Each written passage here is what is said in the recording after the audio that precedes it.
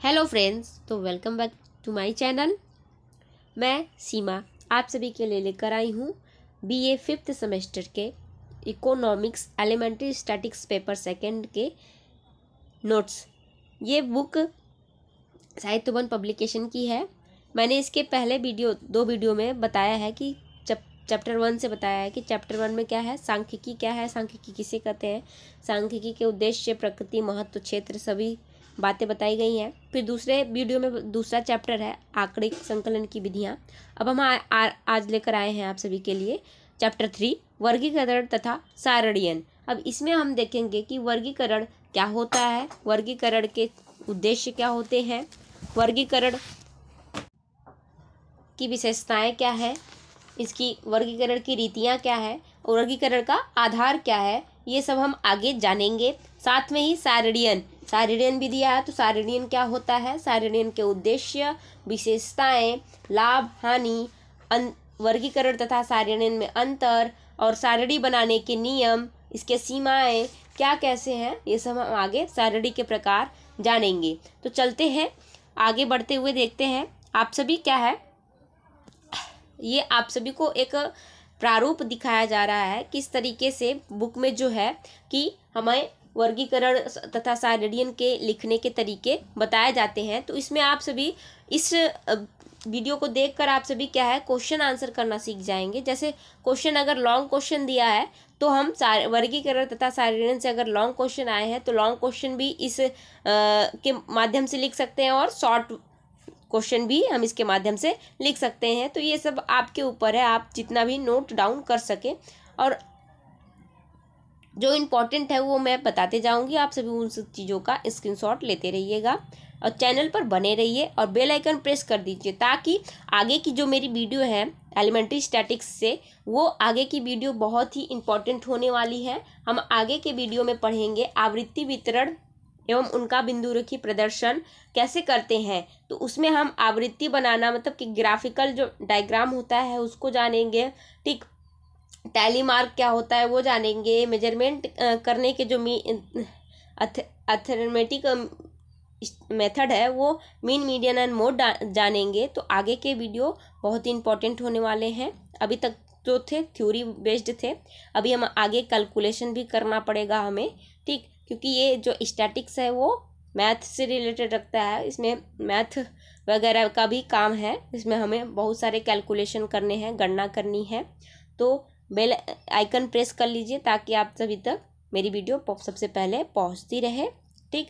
आप सभी का ज़्यादा वक्त ना लेते हुए हम आगे बढ़ेंगे वीडियो में।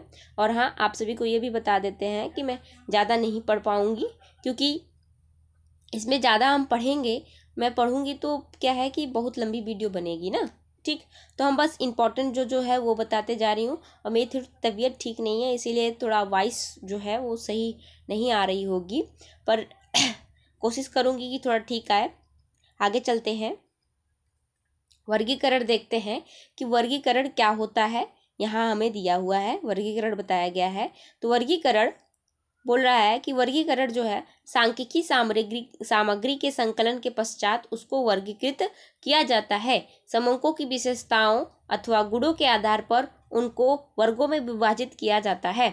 अतः वर्गीकरण उपलब्ध सांख्यिकी सामग्री को ठन की अनुरूपता तथा समानता के आधार पर वर्गों अथवा समूहों में विभाजित करने की विधि को कहते हैं, ठीक। वर्गीकरण क्या होता है ये बात यहाँ बताई गई है। तो प्रोफेसर होरेस सिक्रिट्स कहते हैं के अनुसार क्या बताया गया है कि वर्गीकरण समंकों को उनकी सामान्य विशेषताओं के आधार पर क्रम अथवा समूहों में क्रमबद्ध व विभिन्न परंतु संबंध भागों में अलग अलग करने की विधि है। इन परिभाषाओं के आधार पर वर्गीकरण के मुख्य लक्षण हम आगे जानेंगे क्या होते हैं, ठीक। अब यहाँ वर्गीकरण समझ लीजिए। आपके पास आपके रूम में बहुत सारी चीज़ें होंगी, है, ठीक। तो आप सभी उन चीज़ों को, जैसे बुक है, लाइब्रेरी है, बुक है। अब मान लीजिए पूरा आप सभी के पास 6 to 12 तक की बुक है सारी, ठीक। अब वो तो बुक है, एक कॉमन नाम आ गया बुक है, लेकिन कौन सी किस क्लास की बुक है ये आप सभी को नहीं पता। तो हम लोग क्या करते हैं, उसके लिए एक वर्गीकरण, एक क्लासिफिकेशन का नियम लगाते हैं कि इस कॉलम में क्या करते हैं कि उसको बांट देते हैं। कई सारे जो अलमीरा होता है उसमें स्टेप बाय स्टेप कर देते हैं कि इस सारणी में वर्गीकरण और सारणी जो है दोनों एक दूसरे से संबंधित होते हैं। जैसे पहले सारणी में हमने, मतलब पहले कॉलम में हमने जो अलमारी होता है उसके पहले रो में हमने क्या रखा कि क्लास 6 की बुक रख दी, दूसरे में 7th की रख दी, तीसरे में 8th की रख दी और सब्जेक्ट वाइज रख दी। तो ये वर्गीकरण हम लोग करते हैं यहाँ पर, ठीक, कि हम क्लासिफिकेशन उसको किस वर्ग में बांटें। तो किताबें कौन कौन सी किस कक्षा की हैं ये हम क्लासिफिकेशन करेंगे और नोट करेंगे, तभी जाके हमें पता चलेगा डायरेक्ट कि हाँ यहाँ पे ये किताबें रखी हुई हैं। अगर सारी किताबें एक साथ ऐसे ढेर बना के रख दी जाए तो क्या आप सभी के लिए आसान होगा? नहीं। तो आसान करने के लिए हम क्या करते हैं, किसी भी चीज़ का वर्गीकरण करते हैं, उसको हम क्लासिफिकेशन करके उसको हम अलग रखते हैं ताकि हमें कोई भी काम करने से पहले उसको लेने में आसानी हो। तो ऐसे ही डाटा को भी हम वर्गीकरण करते हैं और वर्गीकरण करने के लिए साथ साथ उस सारणियन का भी यूज हम करेंगे। आगे देखते हैं कि इन परिभाषाओं के आधार पर मुख्य लक्षण वर्गीकरण के क्या होते हैं। तो देखते हैं, यहाँ पर दिया हुआ है मुख्य लक्षण में बताया है कि वर्गीकरण द्वारा तथ्यों को सजातीय समूहों में विभाजित किया जाता है। एक वर्ग अथवा समूहों में केवल एक विशेषता रखने वाले तथ्यों को ही रखा जाता है। दूसरा पॉइंट दिया है, वर्गीकरण का आधार इकाइयों की विभिन्नता में उनकी एकता है। तीसरा है, वर्गीकरण वास्तविक अथवा काल्पनिक रूप में तथ्यों का वर्गों में विभाजन करता है। और चौथा पॉइंट है, वर्गीकरण तथ्यों के गुणों के आधार पर अथवा विशेषताओं के आधार पर किया जाता है।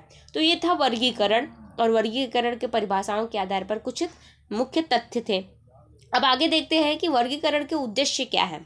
तो वर्गीकरण के उद्देश्य देख लेते हैं। यहाँ उद्देश्य कई प्रकार से दिए हुए हैं, निम्नलिखित रूप में उद्देश्यों की पूर्ति की जा रही है। तो पहला उद्देश्य होता है तथ्यों को सरल रूप में प्रस्तुत करना। इसका उद्देश्य क्या है? तथ्यों को सरल रूप में प्रस्तुत करना। अभी मैंने फॉर एग्जांपल जो लाइब्रेरी वाली बात बताई थी, किताब अगर ढेर रखा रहे तो आप सभी क्या है उसको लेने में आसानी नहीं होगी, वो काम जटिल होगा। लेकिन हम उसको आसान करने के लिए क्या कर देते हैं, क्लासिफिकेशन, वर्गीकरण उन लोग किताबों का कर दिए हैं, ठीक। तो वही चीज़ यहाँ बताई जा रही है कि पहला पॉइंट क्या है, वर्गीकरण का उद्देश्य क्या होता है, कि वर्गीकरण हम क्यों कर रहे हैं। तो पहला पॉइंट है तथ्यों को सरल रूप में प्रस्तुत करता है, ठीक। जैसे वर्गीकरण द्वारा जटिल व बिखरे हुए तथ्यों को सरल, संक्षिप्त, तर्कसंगत तथा बुद्धिगम्य रूप में प्रस्तुत किया जाता है, ठीक। आगे उदाहरण में दिया है, जनगणना में संकलित सामग्री इतनी अधिक और बिखरी होती है कि उससे निष्कर्ष निकालना संभव नहीं होता है, परंतु यदि उस सामग्री को लिंग, शिक्षा, धर्म, वैवाहिक स्थिति, निवास आदि के आधार पर वर्गीकृत कर दिया जाए तो जनसंख्या की रूपरेखा व प्रकृति को भलीभांति समझा जा सकता है। यही होता है तथ्यों को सरल रूप में प्रस्तुत करना वर्गीकरण का उद्देश्य। तो पहला उद्देश्य आप सभी ये लिख लेंगे। दूसरा उद्देश्य क्या दिया है, समानता व असमानता को स्पष्ट करना। जैसे वर्गीकरण से तथ्यों की समानता व असमानता स्पष्ट रूप से प्रकट हो जाती है, इससे उन्हें समझने में सहायता मिलती है। समान विशेषताओं वाले समंक एक वर्ग में रखे जाते हैं, जैसे साक्षर, निरक्षर, विवाहित, अविवाहित आदि। तो इसमें क्या है कि कौन साक्षर है, कौन निरक्षर है, तो हम दो वर्गों में बांट देते हैं कि ये लोग इतने 20 में से 10 क्या है, साक्षर है और 10 निरक्षर है। तो इसमें समानता और असमानता को स्पष्ट करना आसान हो जाता है। आगे दिया है तुलना में सहायता करना। ये बहुत ही इंपॉर्टेंट टॉपिक है, इसे आप सभी ध्यान से देख लीजिएगा। वर्गीकरण का उद्देश्य ये लिख देंगे आप सभी तो बहुत ही बढ़िया है। आगे देखते हैं तुलना में सहायता। तुलना में सहायता क्या कर रहा है कि तुलना में सहायता करना वर्गीकरण को तुलनात्मक अध्ययन का निष्कर्ष निकालने के लिए तथ्यों का पता लगाना क्या हो जाता है, तुलना से संभव हो जाता है। यदि दो महाविद्यालयों के बीकॉम कक्षा के विद्यार्थियों के नाम व प्राप्तांक दिए जाए तो उनके बौद्धिक स्तर की तुलना करना कठिन नहीं होगा, परंतु प्राप्तांकों के आधार पर विद्यार्थियों को प्रथम, द्वितीय तथा तृतीय श्रेणी में उत्तीर्ण तथा अनुत्तीर्ण वर्गों में विभाजित करके रखा जाए तो उनके बौद्धिक स्तर की तुलना करना सरल हो जाता है ना। आगे दिया है चौथा, पारस्परिक संबंध स्पष्ट करना। आंकड़ों के बीच क्या है, पारस्परिक संबंध को स्पष्ट किया जा सकता है। जैसे वर्गीकरण से परिणाम कारण संबंध ज्ञात करने में सहायता मिलती है। उदाहरण के लिए चेचक की बीमारी के आंकड़ों को वर्गीकृत करने से यह ज्ञात किया जा सकता है कि जिन व्यक्तियों को टीके लगाए गए थे उनकी अपेक्षा जिन व्यक्तियों के टीके नहीं लगाए गए थे कम चेचक निकली है। तो यहाँ पारस्परिक संबंध को हम दर्शाते हैं आंकड़ों के जरिए। आगे दिया है पांचवा, मानसिक चित्र प्रस्तुत करना। यहाँ पे बताया गया है मानसिक चित्र प्रस्तुत करना सॉरी। छठा दिया है सारणियन का आधार प्रस्तुत करना। वर्गीकरण द्वारा सांख्यिकी सामग्री के सारणियन तथा सांख्यिकी विश्लेषण के लिए आधार तैयार किया जाता है। वर्गीकरण के बिना समंकों को सारणियों में प्रस्तुत करना संभव नहीं हो सकता। ठीक, आगे चलते हैं। अब हमने देखा वर्गीकरण क्या है, वर्गीकरण के उद्देश्य देख लिए। अब आगे आते हैं वर्गीकरण की विशेषताएं देखते हैं। तो वर्गीकरण की विशेषताएं क्या है, दी हुई है, यहाँ पे दिया हुआ है कि वर्गीकरण की प्रक्रिया में सांख्यिकी सामग्री को अनेक वर्गों में विभाजित कर दिया जाता है। वर्गीकरण उचित व श्रेष्ठ होना चाहिए। अनुसंधान की प्रकृति, उद्देश्य एवं क्षेत्र को ध्यान में रखकर वर्गीकरण की प्रक्रिया संपन्न की जाती है। यह आवश्यक है कि वर्गीकरण निम्नलिखित विशेषताओं से परिपूर्ण हो। और वो कौन सी विशेषताएं हैं, तो पहला विशेषता दिया है विशालता।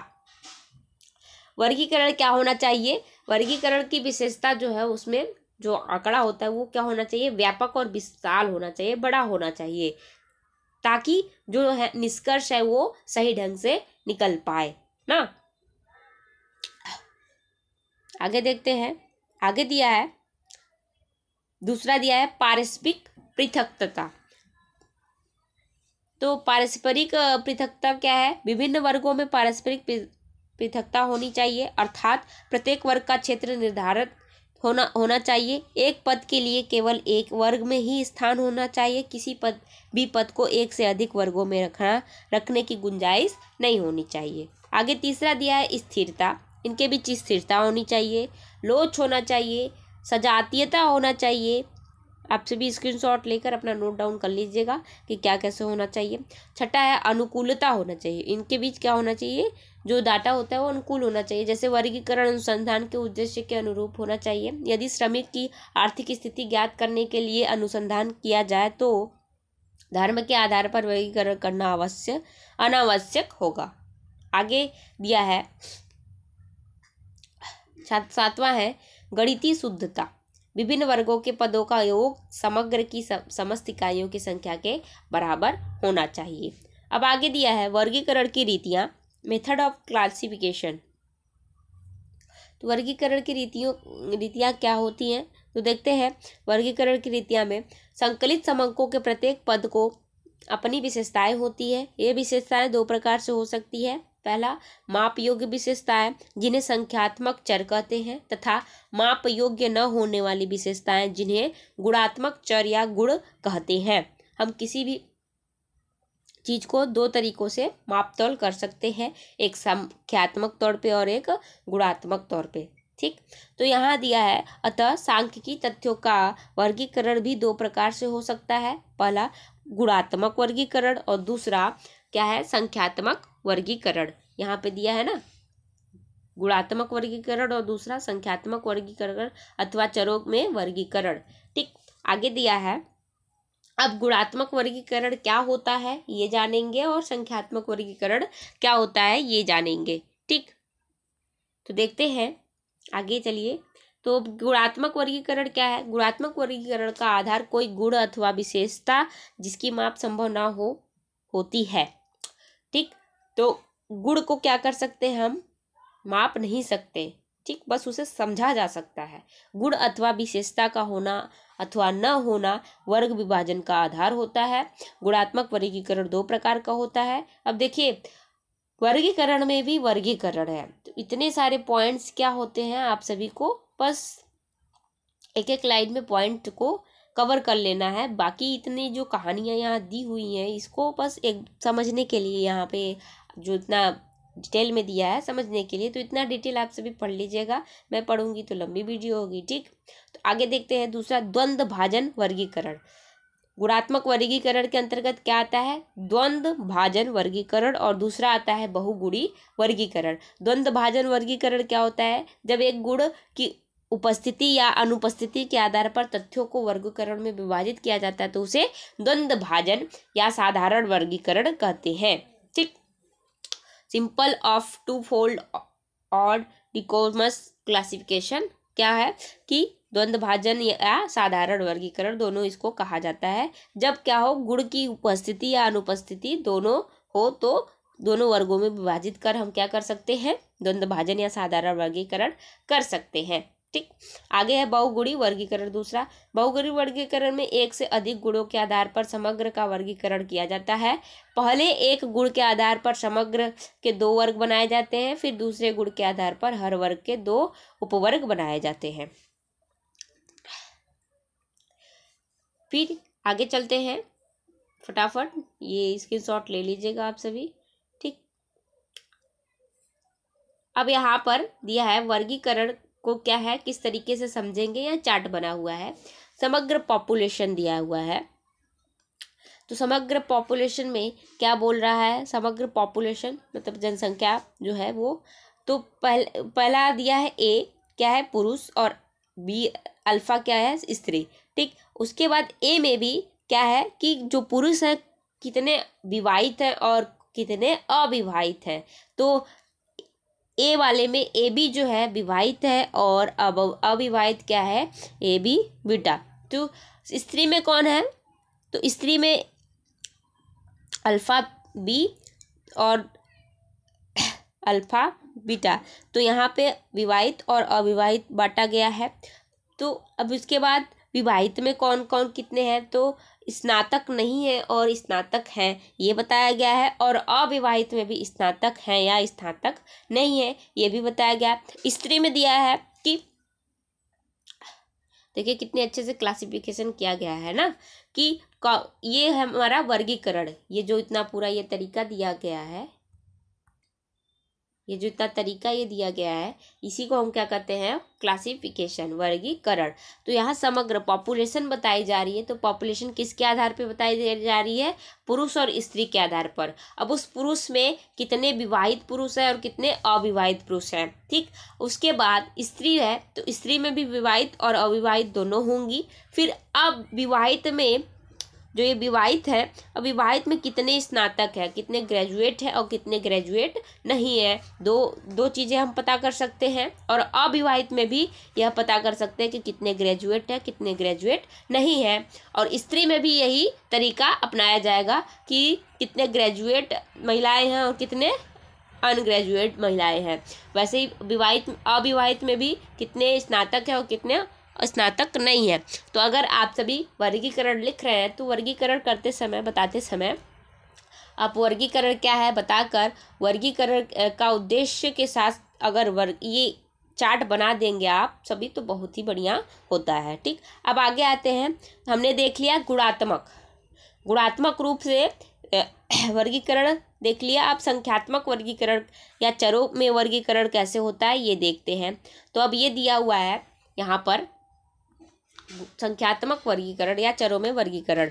तो चरों में वर्गीकरण यदि समंकों का संकलन मापन योग्य विशेषता के आधार, विशेषता क्या है? आय, आयु, प्राप्तांक, ऊंचाई आदि के आधार पर संभव होता है तो चर के वेरिएबल आधार पर समग्र की वर्गीकृत किया जाता है। इस प्रकार का वर्गीकरण सांख्यिकी श्रेणी के रूप में प्रस्तुत किया जाता है। तो अब यहाँ पे दिया हुआ है चर वेरिएबल क्या है? तो आकार अथवा समय के आधार पर वर्गीकृत समंक चर कहलाते हैं। यदि आयु के अनुसार बेकार व्यक्तियों के समंक एकत्रित करके वर्गीकृत किए जाए तो आयु चर कहलाएगी।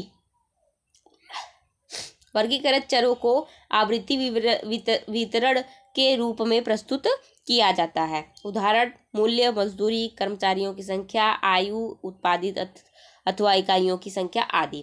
अब आगे आते हैं, आगे दिया है वर्गीकरण का आधार। वर्गीकरण का आधार क्या होना चाहिए, ये भी बहुत जरूरी है। ठीक, यदि समंकों के वर्गीकरण करने के अनेक संभव आधार हैं, परंतु अधिकतर जिन आधारों पर समंकों को वर्गीकृत किया जाता है वे इस प्रकार हैं।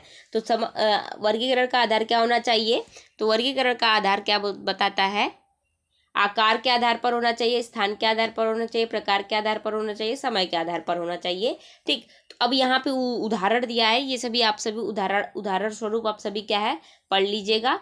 हम अब आगे चलते हैं वर्गीकरण के आधार के बाद। अब वर्गीकरण खत्म हो गया, तो वर्गीकरण अगर लिखने के लिए आए, लॉन्ग क्वेश्चन में आए, आप सभी कल इस वीडियो के लास्ट में क्वेश्चन, चैप्टर के क्वेश्चन, एक्सरसाइज भी के क्वेश्चन भी आप सभी को देखने को मिलेंगे। उस तरीके से क्वेश्चन एग्जाम में भी पूछे जाते हैं। तो अगर जितने भी क्वेश्चन एक्सरसाइज में दिए हैं इस बुक से आप सभी लिख सकते हैं बहुत ही आसानी से, क्योंकि आप सभी तक पूरी की पूरी बुक पहुंचाई जा रही है। ठीक, तो ये उदाहरण आप सभी देख लीजिएगा। अब वर्गीकरण अगर लॉन्ग में लिखने आया तो वर्गीकरण बताएंगे क्या होता है, फिर वर्गीकरण की रीतियां क्या हैं, वर्गीकरण का उद्देश्य क्या है, वर्गीकरण के प्रकार क्या है, वर्गीकरण का आधार क्या है, ये आप सभी बता सकते हैं। अब आगे चलते हैं, सारणियन। सारणी देखते हैं क्या होता है। सारणियन क्या होता है, समंकों का व्यवस्थित प्रस्तुतिकरण सांख्यिकी रीतियों का एक महत्वपूर्ण अंग है और इस रीति से सांख्यिकी सारणियों की संरचना की जाती है। यह एक मनोवैज्ञानिक तथ्य है कि अव्यवस्थित रूप से प्रस्तुत समंकों को स्पष्ट एवं व्यवस्थित रूप से प्रस्तुत समंकों की अपेक्षा समझना कठिन होता है। अतः स्वयं अपने प्रयोग के लिए अथवा अन्य व्यक्तियों के प्रयोग के लिए समंकों की किसी उपयुक्त रूप से प्रस्तुत करना चाहिए। ठीक, अब सारणी जो आप सभी बुक रखे हैं, तो सारणी, बिना सारणी बनाए आप सभी क्या कर सकते हैं, बिना कॉलम बनाए आप सभी किसी भी बुक का डाटा इकट्ठा नहीं कर सकते कि इस लाइब्रेरी में कौन सी कितनी किताबें कैसे पढ़ी हुई हैं और किस वर्ष से पढ़ी हुई हैं और किस पब्लिकेशन की है, किस कक्षा की है, किस मीडियम की है। ठीक, तो आप सभी सारणी के अनुसार क्या है कॉलम बनाकर इस आंकड़ों को क्या कर सकते हैं, प्रदर्शित कर सकते हैं। अब आगे देखते हैं, सारणियन हो गया। सारणियन की परिभाषाएं कुछ लोगों ने दी हुई हैं यहाँ पर, तो देख लीजिएगा आप सभी। इसमें से जो भी आप सभी को परिभाषा सिंपल लगे एक एक परिभाषा याद कर लीजिएगा। अब आगे चलते हैं, सारणियन के उद्देश्य देखते हैं। सारणियन का उद्देश्य क्या है, तो सारणियन का उद्देश्य यहाँ पे दिया हुआ है, पहला अनुसंधान का उद्देश्य प्रकट करना। तो अनुसंधान का उद्देश्य यहाँ पर दिया है कि सांख्यिकी अनुसंधान की सामान्य योजना में सारणियन का कार्य उत्तम को जिससे अनुसंधान का संबंध है सुलभ रूप से क्रमबद्ध करना होता है। ठीक, उत्तर को जिससे अनुसंधान का संबंध सुलभ रूप से क्रमबद्ध करना होता है। ठीक, आगे देखते हैं, दूसरा है तथ्यों की विशेषताओं का स्पष्टीकरण हो जाता है। तीसरा है न्यूनतम स्थान में तथ्यों का प्रस्तुतिकरण भी हो जाता है। हमको सारणी बना के हम किसी भी चीज को बहुत ही आसानी से दर्शा सकते हैं। आगे दिया है चौथा, सांख्यिकी विश्लेषण को सुगम बनाता है। समंकों को व्यवस्थित रूप से तालिका में प्रस्तुत करने से उनको संदर्भित करने, तुलनात्मक विश्लेषण करने तथा निर्वचन करने की प्रक्रिया सरल हो जाती है। अब आगे देखते हैं सारणियन के लाभ क्या होते हैं। तो सारणियन के लाभ आगे दिया हुआ है।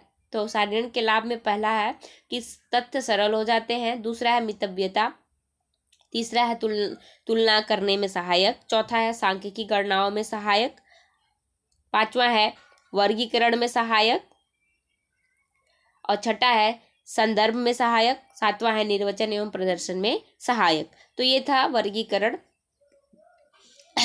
की विशेषताएं। ठीक, के लाभ,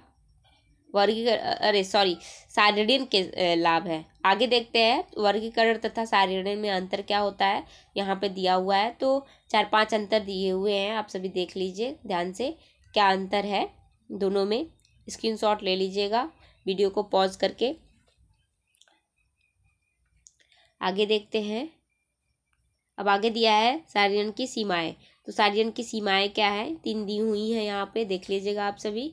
अब एक उत्तम सारणी के आवश्यक लक्षण क्या होते हैं, अगर एक उत्तम सारणी बनानी हो हमें तो क्या करना होता है। तो हमें जो भी सारणी हम बना रहे हैं आकर्षक होनी चाहिए, प्रबंध योग्य आकार होनी चाहिए, तुलनात्मक होनी चाहिए। ठीक, तो आप सभी ये स्क्रीनशॉट लेकर आप सभी एक एक पॉइंट नोट कर लीजिएगा। तुलनात्मक होनी चाहिए, ठीक, उद्देश्य के अनुसार होनी चाहिए, वैज्ञानिक ढंग से तैयार होनी चाहिए, स्पष्ट होनी चाहिए।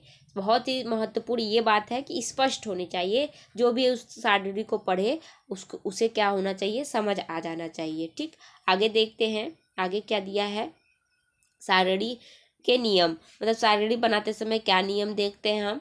तो यहाँ पे कुछ राइटर ने सारणी बनाने के नियम के बारे में कुछ कहा भी है, ध्यान से पढ़ लीजिएगा। तो दो तरीके से हम करते हैं, सारणी के ढांचे संबंधी नियम को देखते हैं और सामान्य नियम को देखते हैं। तो सारणी के ढांचे संबंधी नियम को देखते हैं यहाँ पर।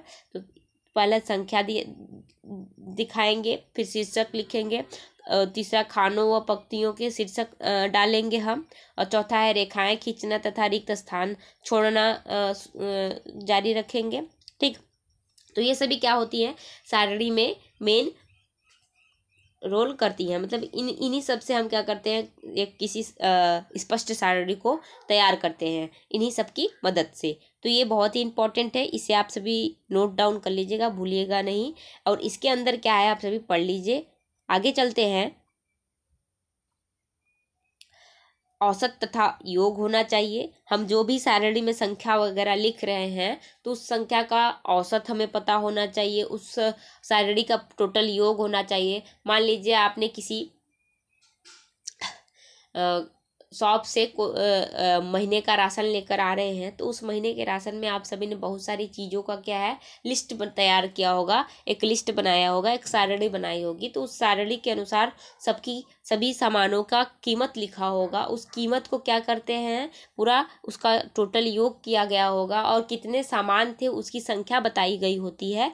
तो इसी प्रकार से ये सभी पूरा उसमें होना चाहिए। तो सारणी का मुख्य भाग होना चाहिए, औसत तथा योग होना चाहिए, ये सभी भी बहुत जरूरी होता है। अब आगे है टिप्पणियाँ।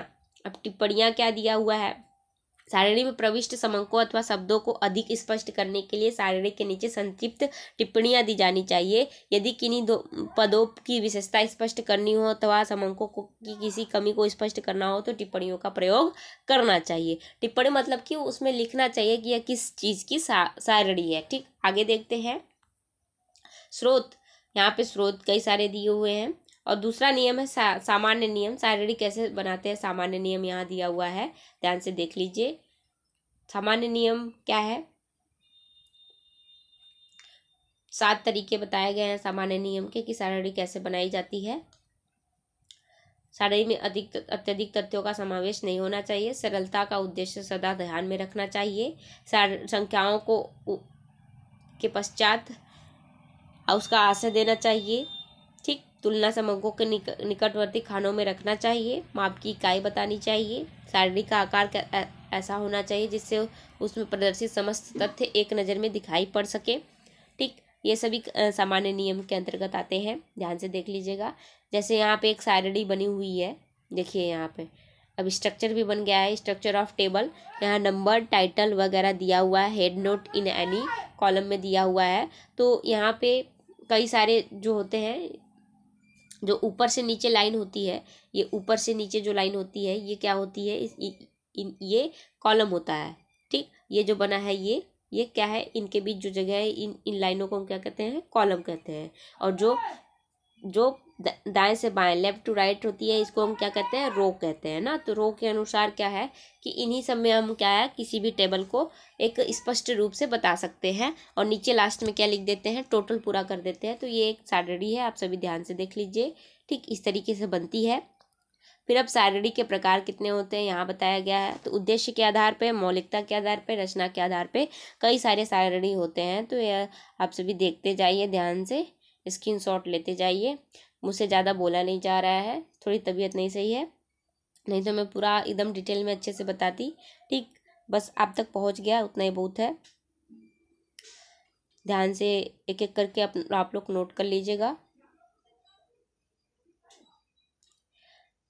अब आगे दिया है कि इस तरीके से जो भी हम सारणी बनाते हैं, इस तरीके से बनाते हैं। यहाँ पे एग्जाम्पल्स कई सारे दिए हुए हैं बुक में।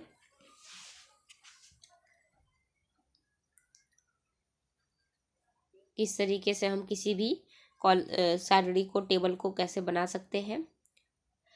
जो टेबल है वो क्या है कि क्लासिफिकेशन के जरिए ही हम किसी टेबल को, किसी सारणी को वर्गीकरण के आधार पर ही बनाते हैं। अब देखिए यहाँ वर्गीकरण किया हुआ है ना, क्लास लिखा गया है, क्लास में कितने बॉयज़ कितने गर्ल्स हैं, और टोटल बोला गया है कि क्लास में मतलब वर्ग में, जैसे एमए में कितने गर्ल्स है कितने बॉयज़ है, फिर टोटल उनका कितना है, फिर एमएससी में कितना कैसे है, सब यहाँ पे दिया गया। तो इसके अंदर जो नाम ये वगैरह लिखे गए ये वर्गीकरण है, ठीक, क्लासिफिकेशन है।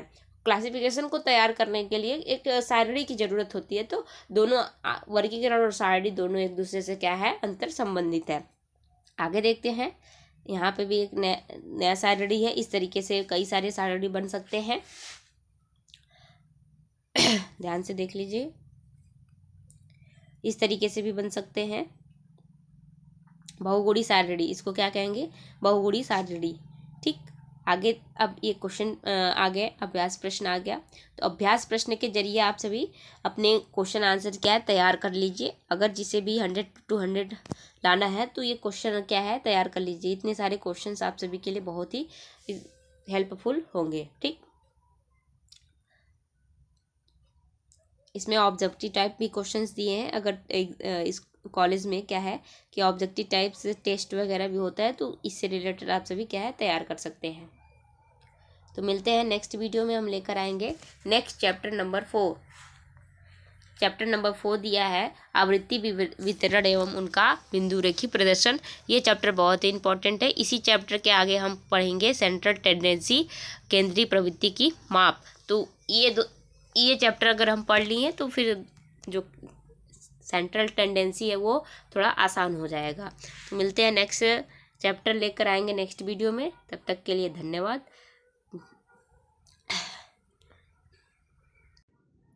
आप सभी को मेरे चैनल पे एजुकेशन से रिलेटेड, नेचर से कैसे लगाव रखना चाहिए उससे भी रिलेटेड शॉर्ट्स वीडियो और ब्लॉग, मेरे ब्लॉग मिलते रहेंगे, ठीक। आप सभी को एक एक पौधा ज़रूर लगाना चाहिए, ठीक। और उस पौधे की तब तक देखभाल करनी चाहिए जब तक वो बड़ा ना हो जाए।